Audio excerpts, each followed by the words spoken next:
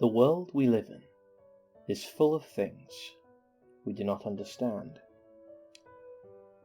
Being the curious creatures that we are, we naturally try and seek these things out. Doing so has led to remarkable discoveries and inventions that we never could have imagined 100 years ago. We've defeated disease, we've built the sky itself, and even created machines that could take us beyond the clouds and into the stars themselves. If our ancestors could see what we had created, I have no doubt many of them would see us as gods. Our innate curiosity and lust for knowledge has not always led to greatness, however. True evil and darkness have also been uncovered in humanity's conquest for knowledge, and in the end, I fear this evil will be our doom. I do not say this from the standpoint of a great philosopher who has sat and pondered things either. I say this because I have seen it. I was a part of it. The event I am about to relay to you is true in its entirety. This I swear. I feel that this will fall upon deaf ears, and many of you will believe this to just be another spooky story meant to give you cheap thrills, but I promise you this is neither my intent nor my purpose. The purpose of this story is to simply warn you of what lurks beyond the shadow of what we can see and understand, to show you what awaits us in the darkness, even if I myself do not understand it. What I am about to tell you has happened, and I feel certain it will happen again. In 1971, a not-so-well-known scientist began preparations for an extremely secretive project simply known as the Harbinger Experiment. I would like to keep the identity of the scientist a secret for personal reasons, so throughout this recounting I will refer to him as Zimmerman. Zimmerman's background is unclear at best beyond 1971. All that is known about him before that time is that he had grown up somewhere in Germany with a strange fascination of the occult and supernatural. This had made him an outcast amongst his fellow scientists due to how scoffed upon the metaphysical was, and still is. Zimmerman's opinions concerning the otherworldly were not the sole cause for him being an outcast, however. It was his methods that made him widely unacceptable among his peers. Zimmerman was well known during his time for being ruthless and cold beyond measure. He never cared about the means. All that mattered to him was results. And if he predicted the results to be valuable enough, anything would be on the table. It was this insatiable and brutal lust for the truth that made him feared of those who knew him, and the few that knew of him that did not fear him believed in him and followed him and his work closely. The word harbinger itself has such a mysterious and intimidating taste to it. Maybe it's the way it rolls off our tongues, or maybe it's simply due to its association with the project. But the word has always carried a certain amount of doom with it, which would make sense, since a word means to warn or forebode. I can't imagine Zimmerman's reason for giving this experiment the title, but in retrospect, it's a perfect match. Zimmerman came to a select few, me being one of them, and told us he was working on something massive, and that he needed people who could keep confidentiality and not spread gossip of his work. While he did not fully trust some of us, he did know we were professionals in some way or another, and that we were all in dire need of employment. I had worked at the local clinic as a doctor, but was caught stealing medications and promptly fired. This left a very dark mark on my curriculum vitae, so work was hard to find. I was not a native to Alaska, but I was staying near where the experiment would take place, so I guess you could say I was a convenient choice. As you can imagine, I jumped at the opportunity. It was not hard when I saw the payout. 15 of us were hired in total. Some were colleagues of his that had been working with him for a while, and some were maintenance workers, and a few of us were hired as private security. I was the only medical professional to be hired, and it is still a wonder to me how he even attained the funds for this experiment. I wouldn't be surprised if his financing was illegal. But legal or not, I needed the money, and he was paying. And looking back, it's a decision I deeply regret. After Zimmerman obtained his money, he used it to buy a relatively large plot of land deep in the frozen wilderness of Alaska. And upon that piece of land, Zimmerman built a concrete structure not dissimilar to a bunker. The sole difference being that its goal was to keep any potential damage contained within the structure, rather than keeping it out, as he put it. Most of the structure dug underneath the earth, which had the effect of making the underground structure seem so much smaller than it really was from the outside.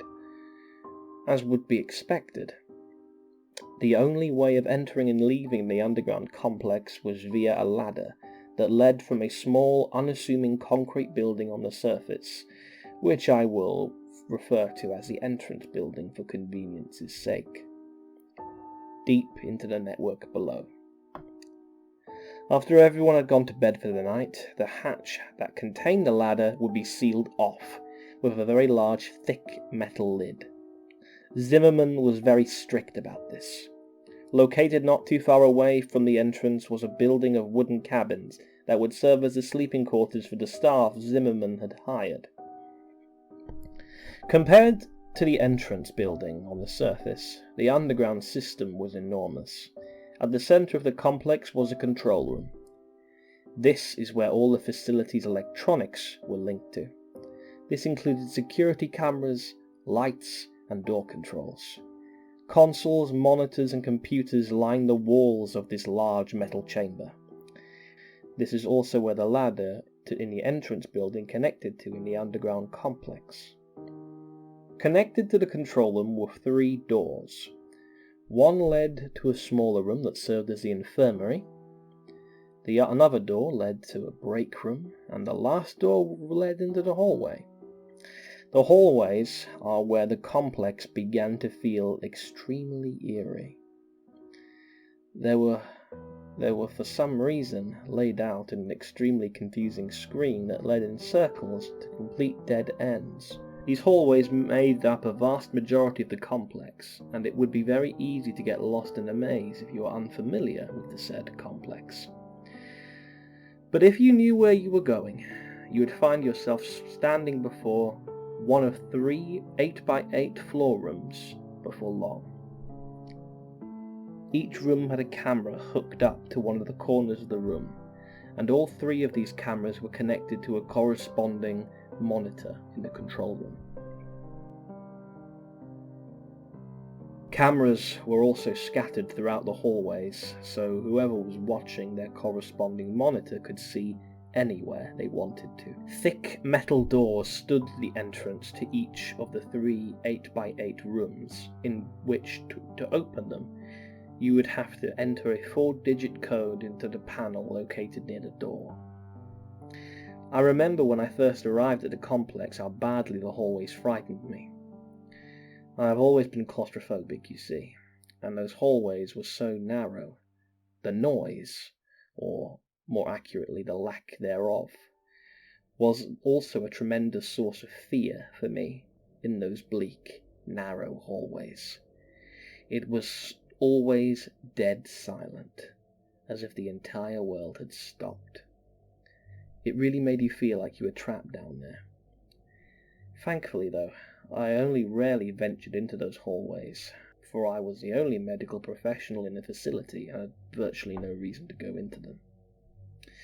In the beginning, I found it very odd that Zimmerman would ask for a medical professional like me in a project like this, but by the time it was all over, I perfectly understood.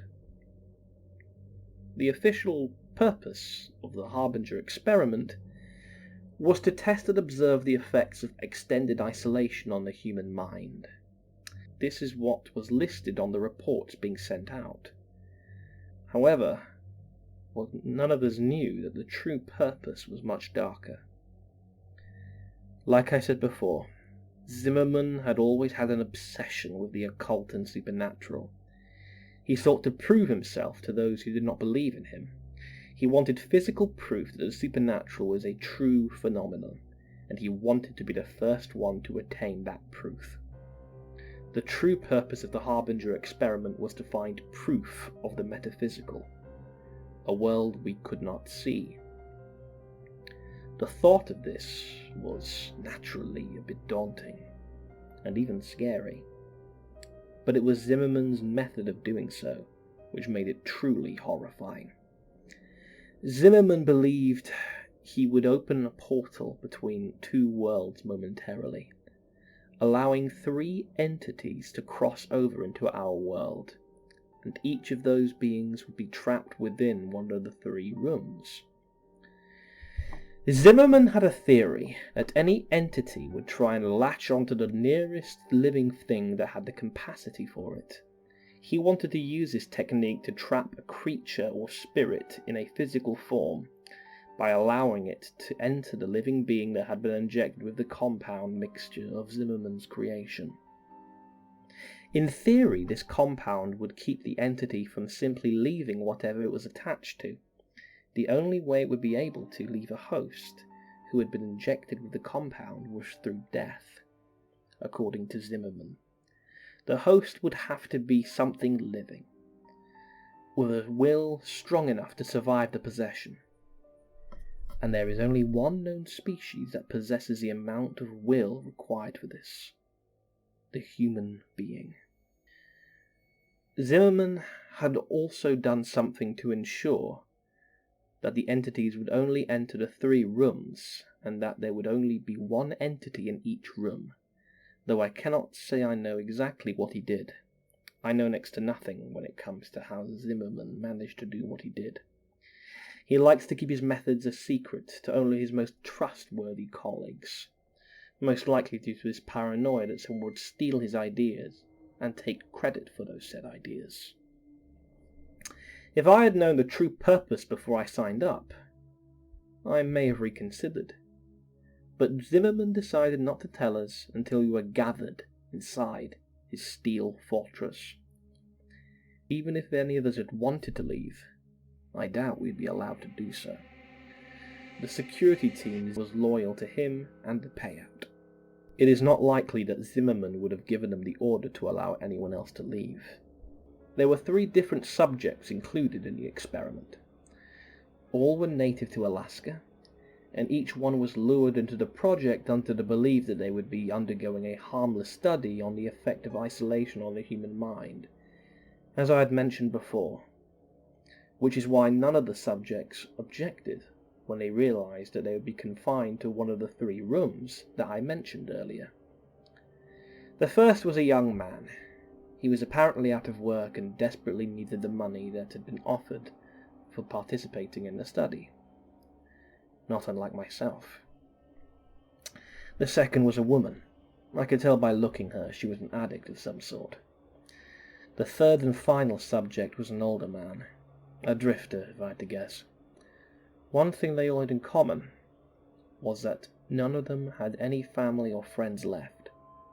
Nobody would miss them, which is exactly why they were chosen for the project.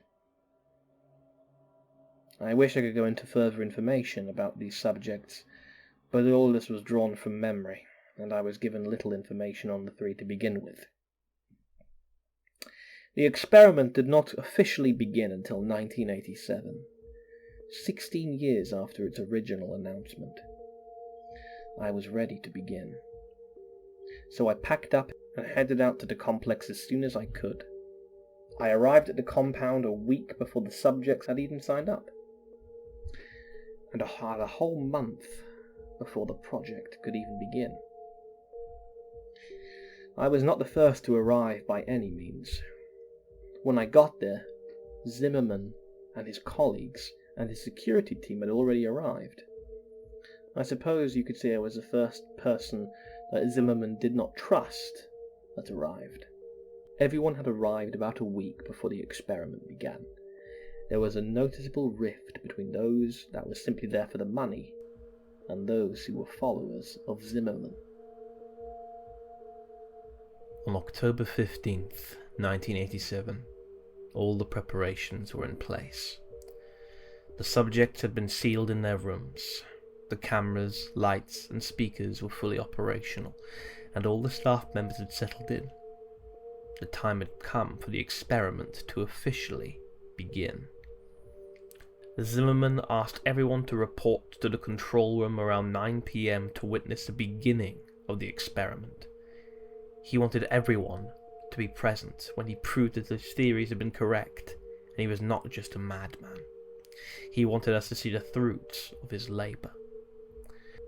When everyone had finally gathered in the large control room, Zimmerman simply turned to us and said, "Observe." When he turned back to us, leaned into the microphone that would project his voice through 3 rooms, and he began chanting us in a strange language that I feel that no one but Zimmerman could understand. We all observed the 3 large monitors on the wall, silently waiting for something to happen. The subjects all stood in their room, dumbstruck by Zimmerman's chanting, staring at the monitors, and with confused expressions on their faces. After about 5 minutes, I felt something awful. I cannot explain what exactly it was, but a horrible feeling of dread washed over me, riddling me with fear. It was then that the ground actually began to shake, and the lights began to flicker. Zimmerman continued chanting into the microphone as if nothing was wrong, while the subjects began dashing around their rooms screaming for help.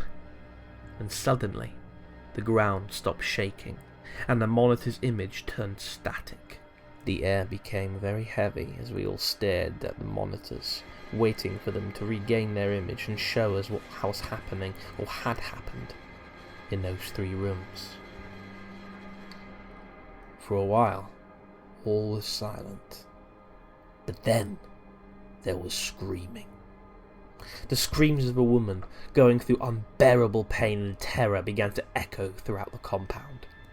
The similar screams of men began to coincide with the woman's horrified screams, and together they mixed into a cacophony of pain and fear that beat mercilessly into our ears. Those of us who were here for the money began to give each other scared looks, while those loyal to Zimmerman were simply unfazed.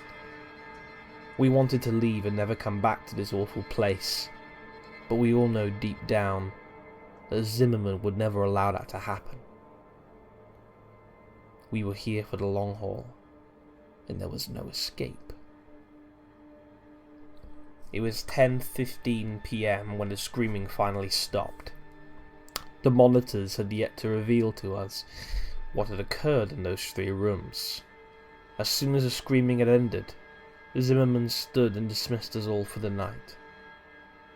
We were all forbidden to come back into the compound until 10 a.m. the following morning. Not like any of us wanted to. We all solemnly made our ways out of the compound and towards the cabins, and settled in for the night. I feel it is safe to say that not all of us slept well that night. I know I hadn't. The following morning, all the staff had arrived at the entrance building. We stood inside, exchanging tired or nervous looks as we waited for Zimmerman to arrive and open the hatch that concealed the ladder. I could see palpable fear in the eyes of some of us, while others did not seem remotely affected by what happened last night. Zimmerman showed up after 5 minutes, apologizing for his tardiness as he came in through the door of the entrance building. He opened the hatch and without any hesitation began descending the ladder downwards into the black abyss. He seemed almost enthusiastic. I was to follow behind Zimmerman's dark descent into the facility. It seemed that the further I climbed down, the more the darkness closed in on me, as if it was trying to consume me. As I climbed deeper, I couldn't help but feel like this place was different somehow. While before, there was only the unsettling concrete hallways and rooms, but now there was something else. Something made the eeriness feel so real and personified. I felt like a small and gruesome scene awaited us, but I continued climbing downward despite my fear and hesitation. This was no longer just a spooky bunker. There was a true darkness and malevolence in the air. A true evil lived here, and we all could feel it. I finally felt my foot touch the ground, and I let a silent sigh of relief to be on solid ground. Almost as if on cue, the light bulbs came alive. The room doused in this light.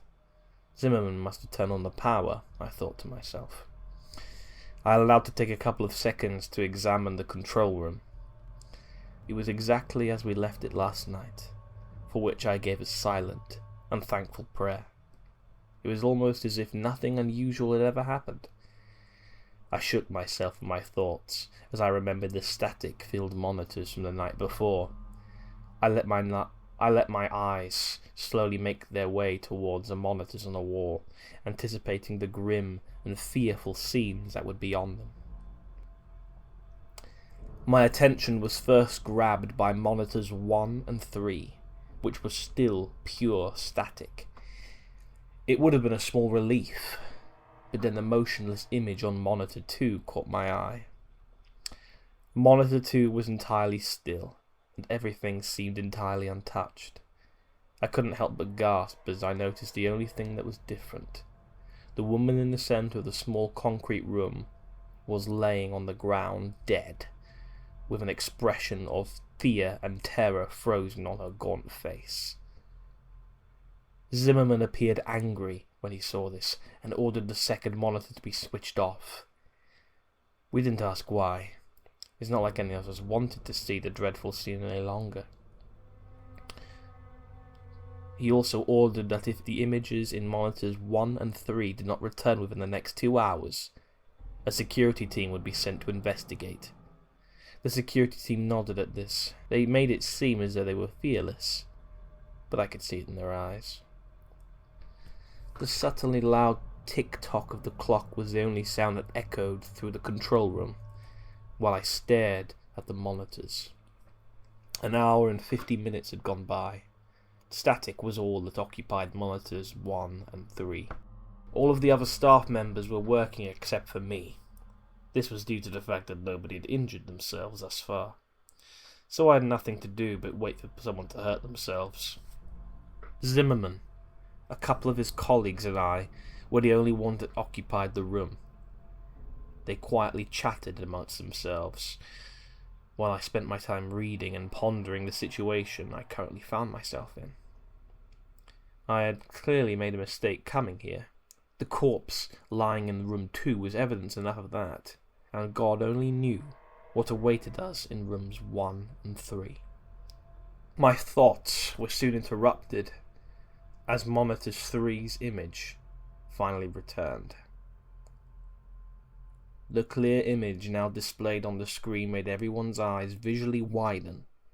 What was displayed on the monitor was horrifying.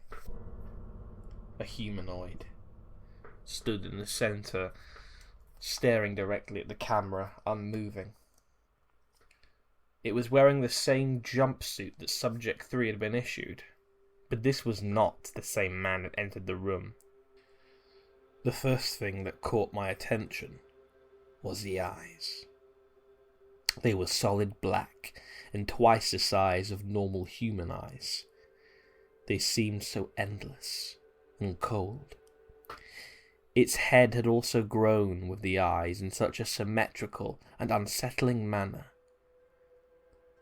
The being had also shed all of its hair it once had, and I could see how unnaturally smooth and clear the skin was.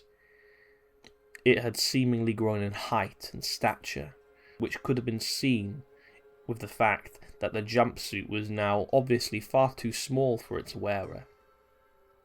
Its limbs had grown especially long, its arms hung as low as the creature's knees, and its skin had turned a pale grey. What we were looking at was in no way the same man we sent inside. Fear was all we felt as we continued to stare into the monitor at that thing in the room. And it made me feel kind of good that it was shared.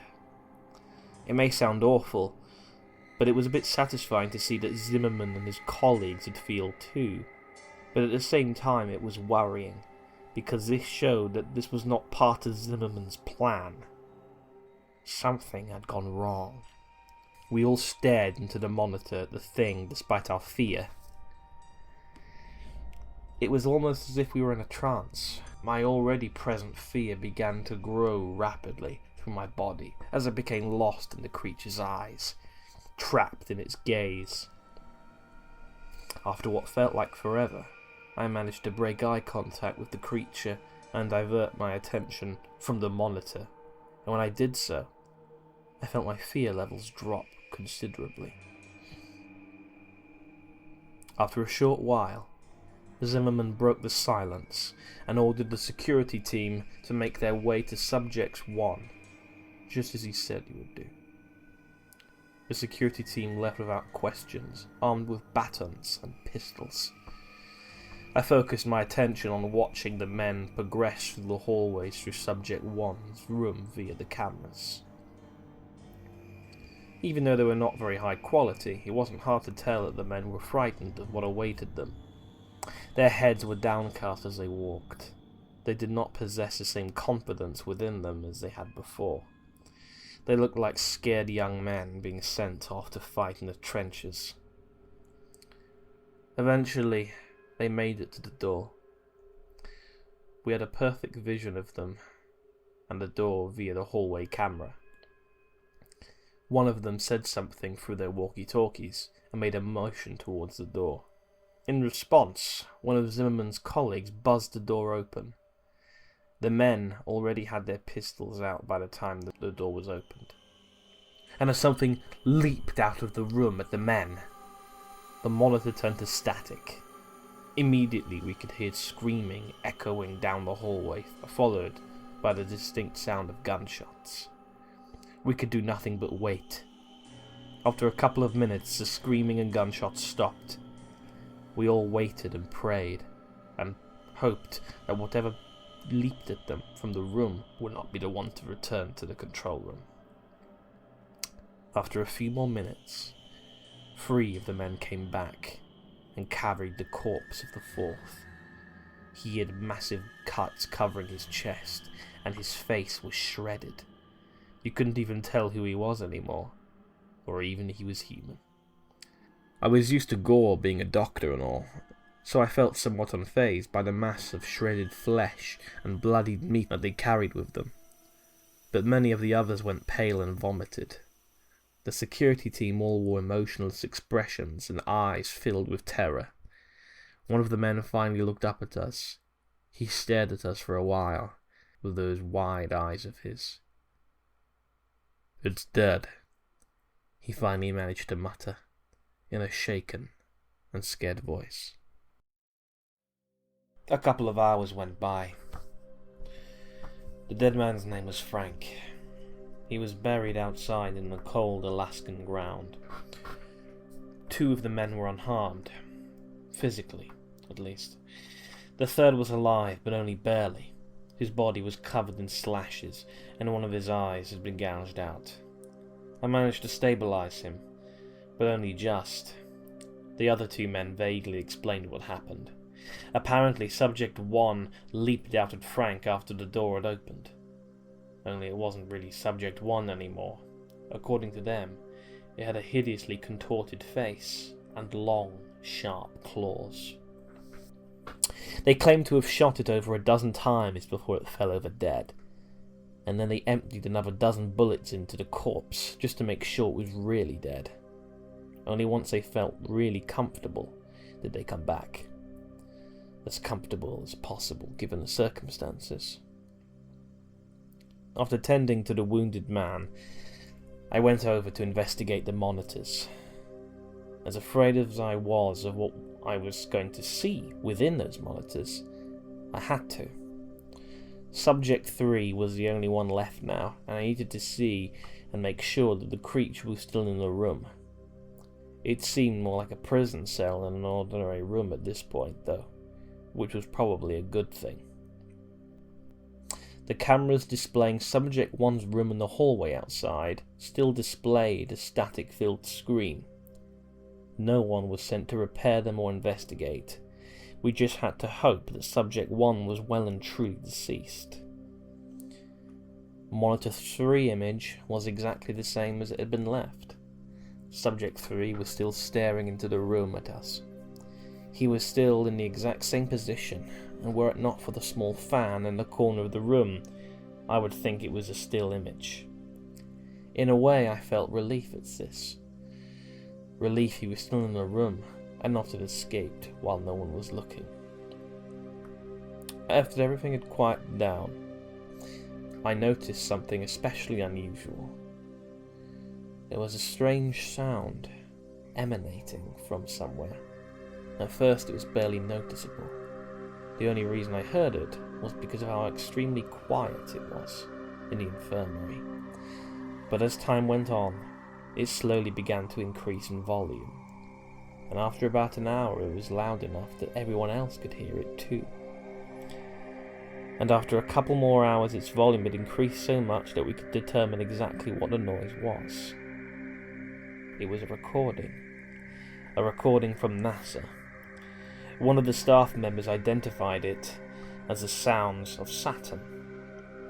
Apparently his father worked for NASA and had listened to it frequently. The sound seemed to be on a loop and kept replaying the strange whirring noise. And although we were able to identify the noise, we were unable to identify its source. We knew that it wasn't coming from the speakers because they were turned off. It seemed to be coming from the walls themselves. More time ticked on, and we all began to become increasingly agitated by the unnatural sounds. I spent most of my time in the infirmary attending to Frank or in the control room. Fear hung in the air, and the presence of unmistakable darkness and evil was no doubt its source. Subject 3 had not moved. He kept his unblinking gaze fixed on the camera, and the entire time. It always felt like he was staring directly at me, no matter where I was in the room.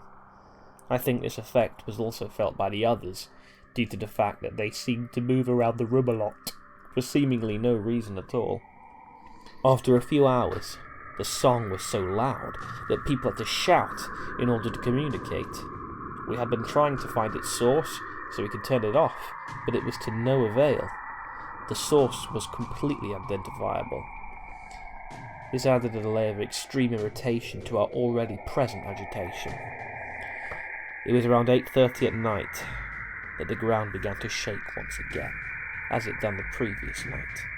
Panic began to spread as the shaking grew in intensity. During this, I had the sudden instinctual feeling to look over Subject 3's monitor. It was gone. Almost as if on cue, the power went out. And thankfully the song did too. Ever since the security team came back, panic had been slowly building, and Zimmerman was powerless to stop it. When those lights went out, the calm projections everyone had been trying to maintain was gone, and fear had consumed us like the blackness around us. The emergency backup lights kicked on shortly after the power went out. But that didn't stop anything. It did, however, allow me to see, and I gave a silent, thankful prayer for it. But as I said before, total panic seized us, as many of my fellow staff members began screaming and rushing to the ladder in an attempt to escape. but too many of us tried to use it at once, and no one was able to get very far up before someone pulled them down to the floor and took their place. Zimmerman was shouting for everyone to calm down, but his dominating and intimidating personality was useless, and his demands fell upon deaf ears. It was total chaos, and it wasn't long until people actually started hurting each other in their attempts to escape. All the screams soon silenced, as the familiar hum of that unsettling sound began to raise in volume again. Only much quicker this time, and this time it was clear that the noise was coming from the maze-like corridors. People stopped fighting, and our attention was shifted to the door that led into the hallways.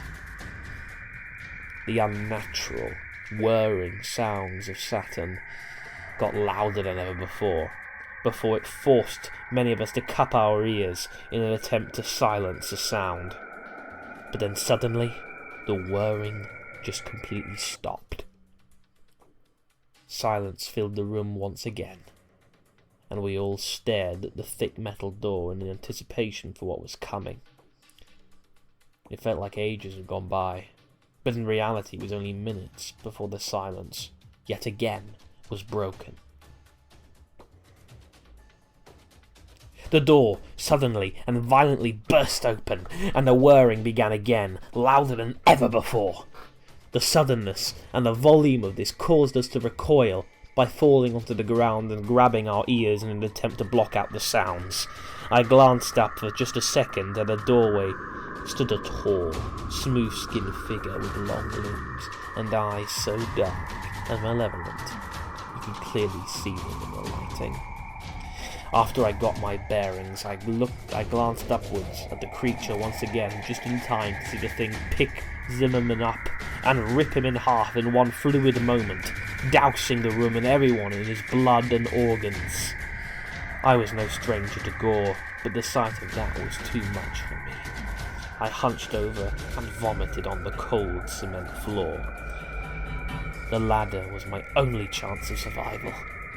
That ladder is my only hope of survival, I thought to myself, as I forced myself into a standing position, and as my eyes rose along with the rest of me, I could see the thing tearing through the crowd of people as they scattered in an attempt to escape.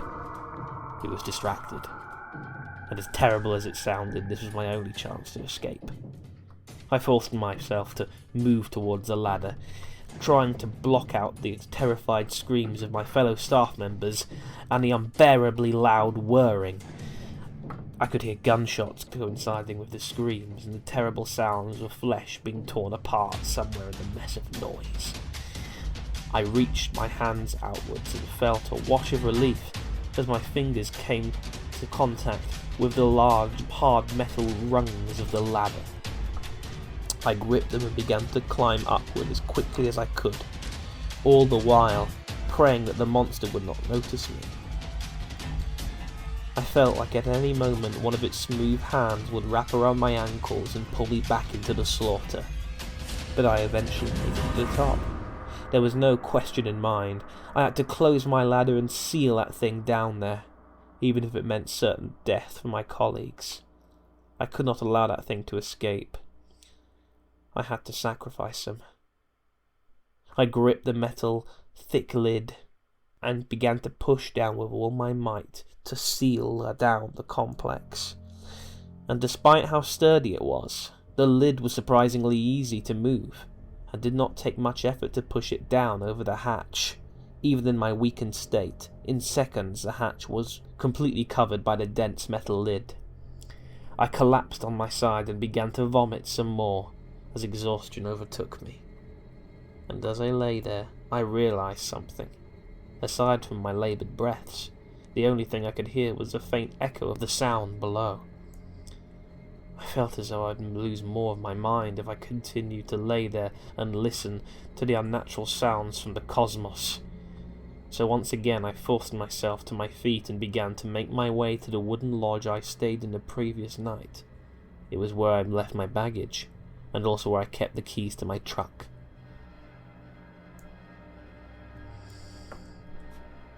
Of the 15 members that took part in that forsaken experiment. I am the sole survivor. I never have returned to that awful place where all this happened, and I never intend to. The project was very secretive, and Zimmerman was the only one who had all the details. As far as I know, no one is aware of the experiment aside from me. In fact, I am the only one who probably knows what the Harbinger Experiment truly was, let alone what really happened. By now, you're probably wondering why I've told all of you this. Maybe you're expecting me to give a speech about not messing with things you don't understand, or something along those lines. I hope not, for I have no speech to give, nor lesson to impart. I began hearing a noise earlier today. Almost immediately I recognized the noise as a very haunting and familiar one. I didn't even try to trace its source. I knew it would be pointless. And as the day had progressed, the sound increased in volume. It's loud enough that I can identify it. I am completely unable to escape the whirring, distorted recordings NASA made all those years ago. And it has followed me everywhere I've gone. Subject 3 is coming to kill me, and I know my time left in this world is extremely limited. I guess you could say I just wanted to tell a tale of the Harbinger Experiment before it was lost forever in the pages of history.